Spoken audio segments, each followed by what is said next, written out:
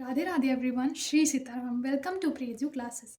तो जैसा कि हमने अपनी पिछली क्लास में देखा, एक बेसिक लेक्चर था स्पोकन इंग्लिश का, जिसमें हमने देखा कि सब्जेक्ट क्या होता है, ऑब्जेक्ट क्या होता है, वर्ब क्या होता है। अब हम इस क्लास में देखने वाले हैं कि वर्ब के कितने फॉर्म्स होते हैं। उन फॉर्म्स के बेसिस पे हम देखेंगे कि वर्ब के कितने टाइप्स होते हैं। तो चलिए पहले देख लेते हैं वर्ब की डेफिनेशन। जैसा कि हम सब जानते हैं कि what is a verb, verb क्या होता है। Verb is a word that denotes और tells us about some action. इसके कुछ एग्जांपल्स ले लेते हैं।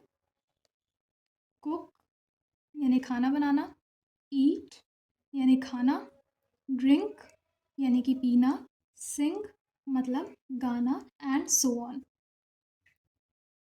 वर्ब, चलिए अब जान लेते हैं कि वर्ब के कितने फॉर्म्स होते हैं। What are the forms of verb. Verb के कितने फॉर्म्स होते हैं। तो जनरली ये जो वर्ब होता है, ये जो क्रिया होती है, इसके 5 फॉर्म्स होते हैं। वर्ब जनरली हैज़ 5 फॉर्म्स: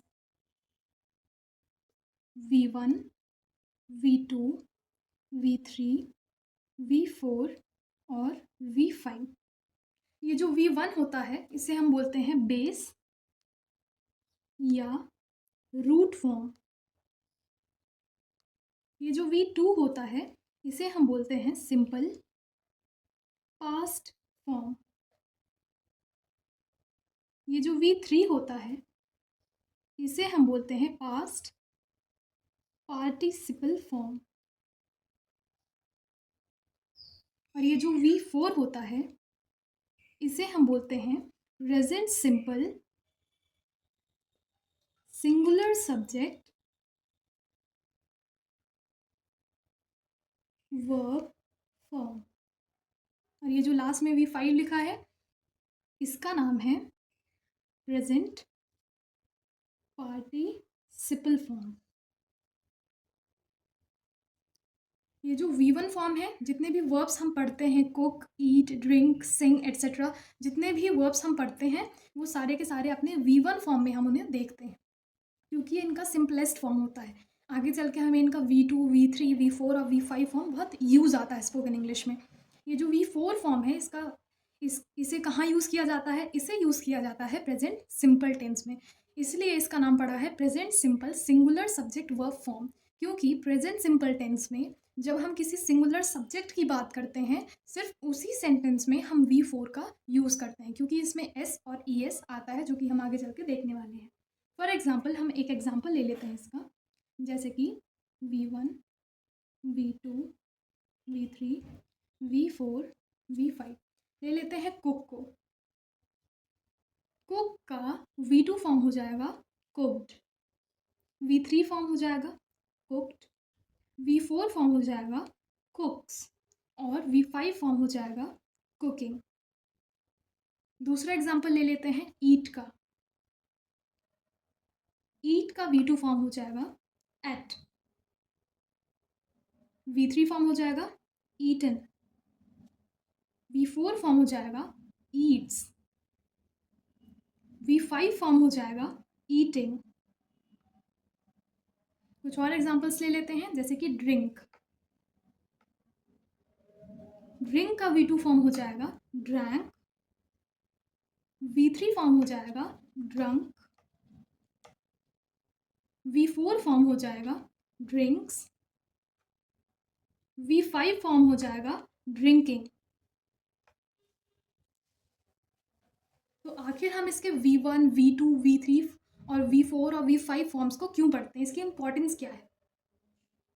अगर हम इन्हें नहीं पढ़ते हैं, तो आगे चल के जो हम टेंस का कॉन्सेप्ट पढ़ने वाले हैं, जिससे मेन हम स्पोकन इंग्लिश को अच्छी तरह से बिल्कुल सीख जाते हैं, तो उसमें अगर हमें वर्ब को यूज़ करना नहीं आता कि कहाँ हमें V2 यूज़ करना है, कहाँ V3, कहाँ V4 और कहाँ V5, तो पूरी इंग्लिश जो है वहाँ पे ख़राब हो जाती है। अगर हमें कहीं V1 यूज़ करना है, हमने V3 यूज़ कर दिया, वो पूरा सेंटेंस का ही मीनिंग बदल जाता है। इसलिए इसके फॉर्म्स को समझना और इनके बारे में हर एक इन्फॉर्मेशन जानना बहुत ज़रूरी होती है। तो जैसा कि हमने देखा, इसके 3 एग्जाम्पल्स देख लिए, कुक, ईट और ड्रिंक के। कुक का V1 फॉर्म होता है cook, V2 cooked, V3 cooked, V4 कुक्स, V5 cooking. तो इसी तरह से हमने 3 एग्जाम्पल्स देख लिए। अब इन फॉर्म्स के ही आधार पे, इन्हीं फॉर्म्स के बेसिस पे अब हम वर्ब को 2 टाइप्स में डिवाइड करते हैं। What are those 2 types? चलिए अब जान लेते हैं। On the basis of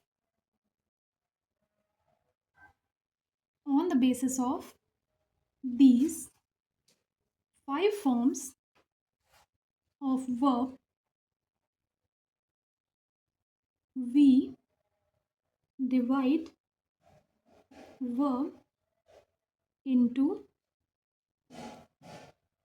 2 types, जिसमें से वर्ब के 2 टाइप्स में से पहला है रेगुलर और दूसरा है इरेगुलर। पहला टाइप है रेगुलर और दूसरा टाइप है इरेगुलर। तो चलिए जान लेते हैं पहले कि ये रेगुलर फॉर्म ऑफ वर्ब क्या होता है, रेगुलर टाइप ऑफ वर्ब क्या होता है। Number 1, regular verb. Regular verb क्या होता है? जैसे कि हमने एग्जाम्पल देखा पीछे, कुक का एग्जाम्पल हमने देखा कि कुक का V1 फॉर्म था कुक, जो कि इसका बेस फॉर्म था। इसका V2 फॉर्म था कुक्ड, V3 फॉर्म था कुक्ड। तो यहाँ हम क्या चीज़ नोटिस कर रहे हैं? ध्यान से देखिए कि कुक का V2 और V3 फॉर्म सेम है, दोनों ही कुक्ड है, दोनों में ही कुक्ड लिखा हुआ है। और एक और चीज़ नोटिस करते हैं, दोनों सेम तो है, एक और चीज़ नोटिस करने वाली बात यह है कि इसके एंड में दोनों के ईडी लगा हुआ है। तो अगर हम रेगुलर वर्ब्स की बात करते हैं तो ये वो वर्ब्स होते हैं जिनके V2 और V3 फॉर्म सेम होते हैं और इनके एंड में या तो ईडी या तो डी या तो आईईडी देखने को मिलता है। तो इसकी क्या डेफिनेशन हो जाएगी? Regular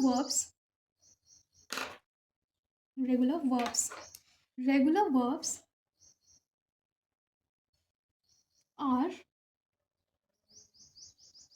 those verbs whose V2 and V3 forms are the same। ये तो हो गई इसकी बेसिक डेफिनेशन कि रेगुलर वर्ब्स के लिए क्या चीज़ हमें देखनी है कि उसका V2 और V3 फॉर्म सेम होना चाहिए। लेकिन यहाँ पे एक और चीज़ कंपलसरी है, एक और चीज़ है जो हमें बिल्कुल चेक करनी ही है। कंपलसरी चीज़ ये है, यहाँ पे नोट करने वाली बात ये है कि इसके लिए एक और चीज़ चेक करनी है कि इसके एंड में, जैसे कि यहाँ ईडी लगा हुआ था तो ईडी, डी या आईईडी लगा होना चाहिए। यहाँ नोट में लिख लेते हैं कि the verbs form V2 and V3 must end with ed, d और ied। यानी कि यहाँ पे कंपलसरी है, बिल्कुल ज़रूरी है। सिर्फ हम ये देख के नहीं कह सकते कि अगर किसी वर्ब का हमने देखा, फॉर एग्जांपल हमने कुक को ही देखा, कुक में क्या था, उसके V2 और V3 फॉर्म्स में दोनों ही कुक्ड लिखा हुआ था, यानी कि उसके V2 और V3 फॉर्म सेम थे। तो बस उसे ही चेक करके हम नहीं बोल सकते कि वो एक रेगुलर वर्ब है। हमें एक और चीज़ चेक करनी है। क्या चीज़? हमें ये चेक करना है कि उसके V2 और V3 फॉर्म्स के एंड में या तो ईडी लगा होना चाहिए, या तो डी लगा होना चाहिए, और या तो आईईडी लगा होना चाहिए। इसके कुछ एग्जांपल्स देख लेते हैं।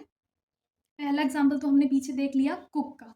नेक्स्ट एग्जांपल ऐड हो गया इसका V1 form, V2, V3, V4, V5। Add का V2 फॉर्म हो जाएगा एडेड, एड्स, एडिंग। इसमें क्या है, इसका V1 फॉर्म है ऐड, V2 फॉर्म है एडेड, V3 फॉर्म भी है एडेड, V4 है एड्स और V5 है एडिंग। यहाँ पे हम देख रहे हैं कि इसके एंड में ईडी लगा हुआ है, दोनों के ही एंड में, और दोनों ही सेम है। तो हम इसे ही देख के कह सकते हैं कि ये एक रेगुलर वर्ब है। इसके अलावा इसका दूसरा एग्जाम्पल देख लेते हैं, बिहेव।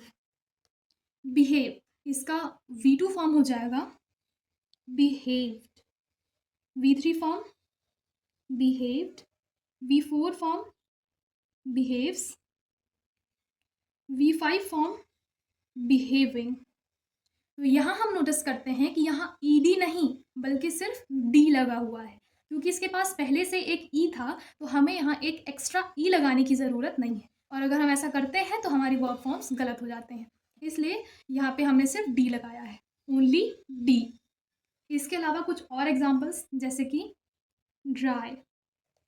ड्राई का होता है ड्राइड, ड्राइड, ड्राइज, ड्राइंग। यहाँ पर हम देख रहे हैं कि y को हटा करके IED लगा दिया गया है, IED। तो ऐसा क्यों हुआ?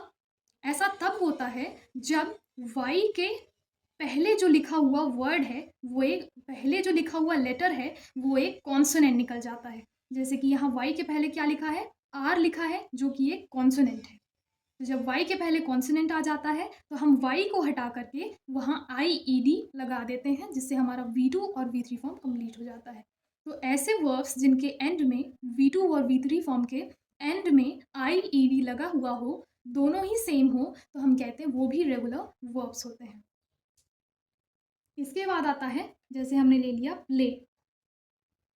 प्ले का V2 होता है प्लेड, प्लेड। और यहाँ आता है प्लेज, प्लेइंग। इसमें यहाँ पर y को हटा करके हमने IED क्यों नहीं लगाया? तो जब y के पहले कॉन्सोनेंट आ जाता है तो हम y को हटा करके वहाँ IED का यूज़ करते हैं और अपने वर्ब फॉर्म्स को कंप्लीट करते हैं। लेकिन अगर y के पहले आने वाला लेटर एक कॉन्सोनेंट ना हो के बल्कि वॉवेल हो जाए, वॉवेल्स यानी कि A, E, I, O, U, इनमें से कोई लेटर अगर यहाँ आ जाता है तो हम y को बिना हटाए उसके आगे ed का यूज़ करते हैं। और अगर y के पहले कोई कॉन्सोनेंट आ जाता है, यानी कि A, E, I, O, U को छोड़कर दूसरा कोई भी लेटर आ जाता है इंग्लिश अल्फ़ाबेट का, तो हम वहाँ y को हटा करके IED का यूज़ करते हैं। तो जैसा कि यहाँ y के पहले a लिखा हुआ है, और a क्या है? a एक वॉवेल होता है। तो वॉवेल अगर आ गया है तो हम y को बिना हटाए उसके आगे ed लिख देते हैं, और ये हमारे वर्ब फॉर्म्स कंप्लीट हो जाते हैं। तो यहाँ हम देख रहे हैं कि इसके भी V2 और V3 फॉर्म्स क्या हैं? सेम है, इसलिए ये भी रेगुलर वर्ब के अंदर आता है। इसके बाद आता है हमारा नेक्स्ट एग्जाम्पल, जो कि है चॉप। चॉप मतलब किसी भी चीज़ को काटना, पीसेस में काटना। तो चॉप का अगर हम V2 और V3 फॉर्म लिखते हैं तो ये होता है चॉप्ड, चॉप्ड, चॉप्स, चॉपिंग। अब यहाँ ऐसा कुछ रूल फॉलो क्यों नहीं हुआ? यहाँ क्या होता है कि ये जो चॉप होता है ये एक सिंगल सिलेबल वर्ड होता है। अब ये सिंगल सिलेबल वर्ड क्या होता है? सिंगल सिलेबल वर्ड्स वो वर्ड्स होते हैं जिनको हम एक ही बार में बोल देते हैं। जैसे कि चॉप, चॉप को बोलने में ये टूटा नहीं, इसके दो या दो से ज़्यादा हिस्से नहीं हुए बोलते समय, इसको एक ही बार में हमने कह दिया चॉप। दूसरे एग्जाम्पल्स, जैसे कि हॉप, शॉप, स्टॉप, इनको हम एक ही बार में बोल रहे हैं, इसलिए इनका नाम पड़ता है सिंगल सिलेबल वर्ड। तो अगर ऐसा कोई वर्ब आ जाता है जो कि सिंगल सिलेबल होता है, तो जब हम इसका V2 और V3 फॉर्म लिखते हैं तो एक और चीज़ हमें ध्यान में रखनी है कि इसके लास्ट में एक कॉन्सोनेंट होना चाहिए, कॉन्सोनेंट के जस्ट पीछे इसके पास एक वॉवेल होना चाहिए। जैसे कि हम यहाँ देख रहे हैं कि P एक कॉन्सोनेंट है और O एक वॉवेल है।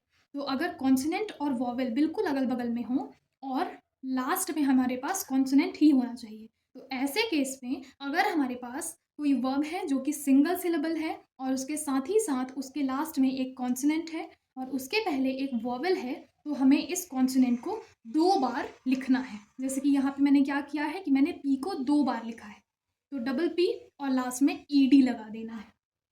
क्या लगा देना है?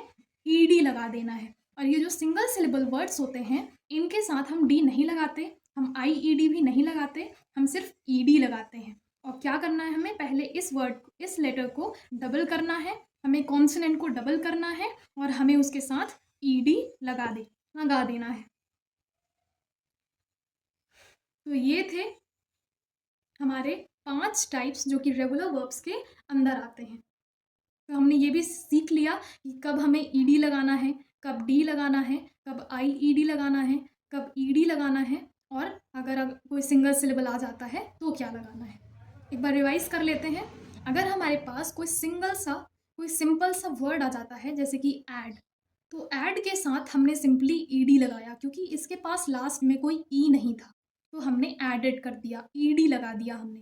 इसके बाद जैसे हमारे पास है बिहेव, बिहेव में क्या है, लास्ट में ई है, ई है तो हमें सिर्फ डी लगाना है, हमें ईडी लगाने की कोई ज़रूरत नहीं है, तो हम सिर्फ यहाँ डी लगा देंगे। इसके बाद आता है ड्राई, ड्राई में लास्ट लेटर है वाई। अगर लास्ट लेटर वाई आ जाता है और वाई के पहले कोई कॉन्सोनेंट लिखा रहता है, कॉन्सोनेंट यानी कि वोवेल्स को छोड़ के जितने भी लेटर्स होते हैं इंग्लिश अल्फ़ाबेट में वो सारे कॉन्सोनेंट्स कहलाते हैं। तो वोवेल के अलावा अगर कोई दूसरा लेटर यहाँ पे आ जाता है तो हम क्या करते हैं कि वाई को हटा करके वहाँ आई ई डी का यूज़ करते हैं। जैसे कि हमने यहाँ वाई को हटा दिया और हमने आर के आगे लगा दिया आई ई डी। इसके बाद आता है कि अगर वाई के पहले कोई वोवेल आ जाता है यानी कि ए ई आई ओ यू, इनमें से कोई लेटर आ जाता है तो हमें इसमें कुछ भी नहीं हटाना है बल्कि इसके एंड में ई डी लगा देना है। इसके अलावा एक और टाइप आता है रेगुलर वर्ब में जो कि है सिंगल सिलेबल वर्ड का, जैसे कि चॉप। तो चॉप में क्या है, एक ही बार में साउंड कर रहा है और इसके एंड में एक कॉन्सोनेंट है, कॉन्सोनेंट के जस्ट पीछे यहाँ पे एक वोवेल दिख रहा है हमें, तो ऐसे केस में हम लास्ट के लेटर को यानी कि कॉन्सोनेंट को डबल कर देते हैं और उसके आगे ईडी। तो चलिए अब रेगुलर वर्ब्स के कुछ एक्स्ट्रा एग्जांपल्स देख लेते हैं। जैसे कि जो फर्स्ट टाइप था जिसमें कि वर्ब के बेस फॉर्म यानी कि V1 के साथ ईडी ऐड किया गया था। सेकेंड टाइप था जिसमें बेस फॉर्म ऑफ वर्ब यानी कि V1 के साथ सिर्फ डी ऐड किया गया था। थर्ड एग्जाम्पल था जिसमें हमारे पास वाई था और फोर्थ भी जिसमें वाई था। तो वाई के हमारे पास दो केसेस बनते हैं। पहला केस तब जब वाई के पहले आने वाला लेटर एक कॉन्सोनेंट हो। अगर वाई के पहले आने वाला लेटर एल होता है तो हम वाई को हटा के आई ई डी लगा देते हैं। फोर्थ था जिसमें वाई के पीछे आने वाला लेटर एक वॉवेल होता था, तो अब हम क्या करते थे, वाई को बिना हटाए उसमें ई डी लगा दिया करते थे। और जो हमारा लास्ट टाइप है रेगुलर वर्ब्स का वो है सिंगल सिलेबल वर्ब्स का, जिसमें कि हमें पहले पता करना होता है कि क्या वो एक सिंगल सिलेबल वर्ब है या नहीं। अगर वो एक सिंगल सिलेबल वर्ब है तो हम उसके लास्ट लेटर यानी कि कॉन्सोनेंट होना चाहिए और उसके पीछे वाला लेटर जो है वो एक वॉवल होना चाहिए। इस केस में हम उस कॉन्सोनेंट को डबल कर देते हैं और उसके आगे ईडी लगा देते हैं। तो ये थे हमारे 5 टाइप्स रेगुलर वर्ब के बारे में जिनके बारे में हमने आज डिस्कस किया। हमारी आने वाली नेक्स्ट क्लास में हम डिस्कस करेंगे कि इरेगुलर वर्ब्स क्या होते हैं और उनके बारे में हम डिटेल में डिस्कस करेंगे। Thank you for watching Priyaju classes. Radhe Radhe, Shri Sitaram.